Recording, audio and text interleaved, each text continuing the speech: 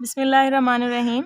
आज हम D मूवियर theorem की एक एग्जाम्पल के साथ यहाँ पे मौजूद हैं। हम आज एग्जाम्पल हल करना सीखते हैं कि डी मूवियर थ्योरम को इस्तेमाल करते हुए हम किस तरह से ट्रिग्नोमेट्री के सवालात को हल कर सकते हैं।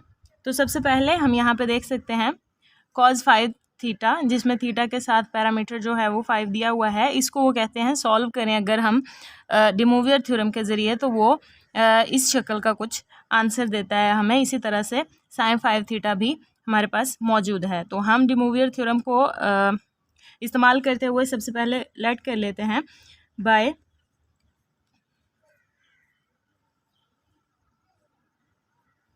डी मूवियर्स थ्योरम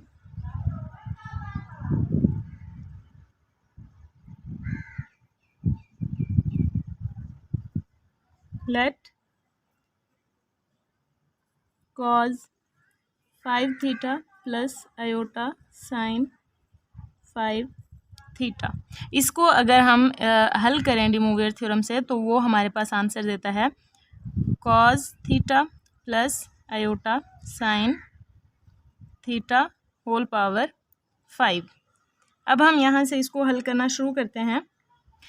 अगर हम इसको शॉर्ट फॉर्म में इस तरह से लिख लें, cos को हम लिखें, cos थीटा को लिखें c और sin थीटा को सिर्फ s से शो करें, तो हम इसको आसानी से आगे हल कर सकेंगे, ताकि हमारे पास जब इसकी कंप्लीट लेबनीज़ थ्योरम से हम पावर 5 के लिए इसको ओपन करेंगे, तो ये हमारे पास बहुत ज़्यादा इसके एक्सप्रेशंस बन जाएंगे जो काफ़ी रश हो सकता है। इसलिए हम इसको इस तरह से हल करते हैं। तो ये हमारे पास एक स्टेटमेंट आ गई है जी, cos theta plus iota sine theta whole power 5। इसको हम लेबनीज़ थ्योरम से ओपन कर लेते हैं, जिसमें हमारे पास आएगा जी, सबसे पहले 5c 0 के लिए हल करेंगे, जिसमें हमारे पास cos पावर 5 ही रहेगी और sin पावर 0, s पावर 0 होगी, वो हम नहीं लिखते होते हैं, plus 5c1 c4 and iota के साथ s भी आ जाएगा, यानी s power 1 plus 5c2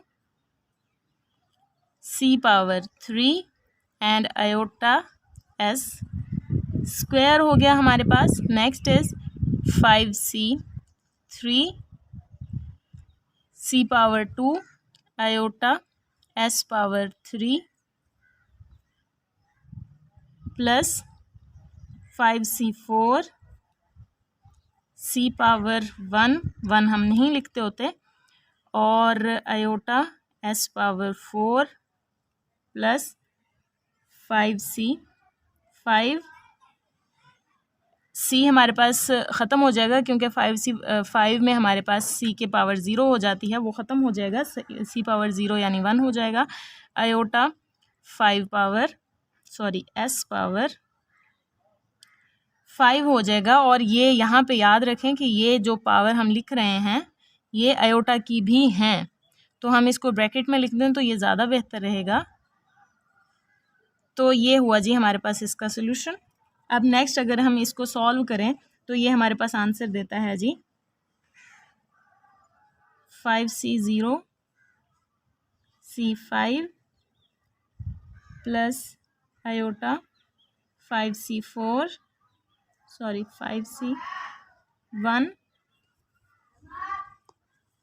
c4s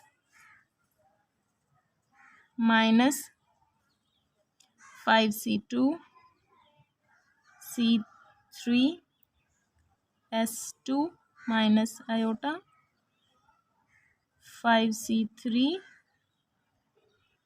c square s cube plus 5c4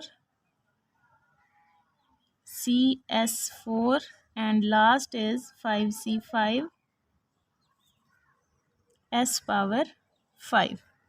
ये हमारे पास इसका सलूशन आ गया। अब हम यहाँ पे देख सकते हैं कि कुछ हमारे पास एक्सप्रेशंस हैं जिनमें हमारे पास आयोटा आ रहा है और कुछ जो हैं वो रियल हैं। तो हम इसके इक्वेटिंग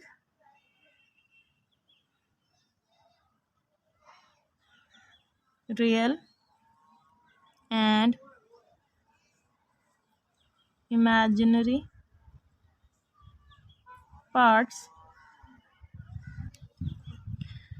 अगर कॉज 5 थीटा के लिए हम लिखें तो ये हमारे पास आता है जी 5c0 c5 minus 5c2 c3 5 square plus 5c4 c s power 4।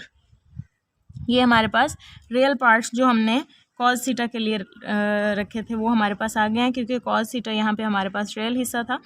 तो इसको अगर हम सॉल्व करें तो ये हमें आंसर देता है 5c01 के बराबर होता है तो c5 हो गया, माइनस 5c2 जो होता है वो 10 होता है, c3 5 square, sorry this is not 5, this is s means sine theta, and plus 5c4 जो है वो भी हमें 5 आंसर देता है, 5c s पावर 4। तो जी नेक्स्ट हम इसको आगे हल कर लेते हैं। ये हमारे पास आया c5 माइनस 10। अब हम इनको कॉज और साइन में लिखते हैं ताकि अब हमें पता चले। Cos 5 theta minus 10 cos cube theta sine square theta plus 5 cos sine 4 theta. तो इसको अगर हम खोल लें, ये हमें देता है 1 minus sign square theta, sorry cause square theta, जो कि इस कॉज क्यूब के साथ मल्टीप्लाई हो जाएगा, और यहाँ पे हमारे पास है साइन 4 थीटा, साइन पावर 4। तो इसको हम कर सकते हैं साइन स्क्वायर थीटा का स्क्वायर, जिसका मतलब हुआ 1 माइनस कॉज स्क्वायर थीटा का स्क्वायर, और इसको आगे हम यूं भी लिख सकते हैं 1 माइनस 1 प्लस, इसको अगर हम स्क्वायर को खोलें तो ये हमारे पास 1 का स्क्वायर, कॉज स्क्वायर थीटा जो है ये हमें कॉज 4 थीटा दे देगा, और ये हुआ -2 कॉज स्क्वायर थीटा। तो इस एक्सप्रेशन का हमारे पास ये वाला जवाब आ गया, ये हम इसमें ऐड करेंगे, और इस साइन स्क्वायर के लिए हम ये वाला आंसर इसमें लिखेंगे। तो ये हमारे पास हो गया जी cos 5 theta minus 10 cos cube theta into 1 minus cos square theta plus 5 cos theta into 1 plus cos 4 theta -2 cos square theta. अब हम ऊपर इसको दोबारा से हल करते हैं यहाँ पे आगे, ताकि हम देखें कि हमारा आंसर जो है वो राइट हैंड साइड के बराबर आता है या नहीं आता। तो जी अगर हम इसको सॉल्व करके लिखें, cos power 5 theta is equal to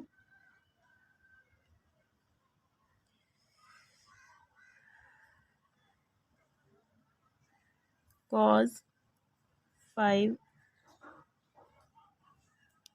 theta minus यहाँ पे 10 कॉज क्यूब थीटा, और यहाँ पे 1 के साथ मल्टीप्लाई होना है, तो ये 10 कॉज क्यूब थीटा तो वैसे का वैसे रह जाएगा, और इस कॉज क्यूब थीटा को इससे मल्टीप्लाई करें तो ये 10 minus minus plus 10 cause 5 theta हो जाएगा, प्लस 10 कॉज 5 थीटा। नेक्स्ट हमारे पास ये है जी प्लस 5 कॉज थीटा, इसको इसके साथ मल्टीप्लाई करें तो 5 कॉज 5 थीटा हो जाएगा, और इसको इसके साथ मल्टीप्लाई करें तो ये हो जाएगा -10 cause 3 theta, cause cube theta. तो ये हुआ जी हमारे पास, ये भी कॉज पावर 5 है, ये भी कॉज पावर 5 है और ये भी कॉज पावर 5 है। तो अगर हम इसको सॉल्व करें तो ये हुआ जी 10 और 5 15 और 1 16 कॉज 5 थीटा। नेक्स्ट हुआ हमारे पास 10 cos cube theta, 10 cos cube theta, दोनों माइनस के हैं, माइनस माइनस प्लस हो जाएगा, 20 कॉज क्यूब थीटा। और बाकी हमारे पास बच गया 5 कॉज थीटा, जो कि हम वैसे का वैसे लिख देंगे। ये हमारे पास कॉज 5 थीटा के लिए ये हमारा आंसर आ गया, जो कि हमने प्रूव करना था। अब हम इसी का जो ये हमारे पास कॉज 5 थीटा के लिए था, जिसको रियल हिस्से को हमने लेके इसके साथ हल किया था, इसी तरह से जो हमारे पास वहाँ पे एक्सप्रेशन निकला था उसमें से हमने साइन 5 थीटा को अयोटा होने की वजह से इमेजिनरी हिस्से को कंपेयर कर लेना है। और इसी तरीके से अगर हम सॉल्व कर लेंगे तो हमारे पास साइन 5 थीटा के लिए भी यही आंसर निकल आएगा। उम्मीद है आपको समझ आई होगी। इंशाल्लाह नेक्स्ट वीडियो में मिलेंगे, तब तक के लिए अल्लाह हाफिज़।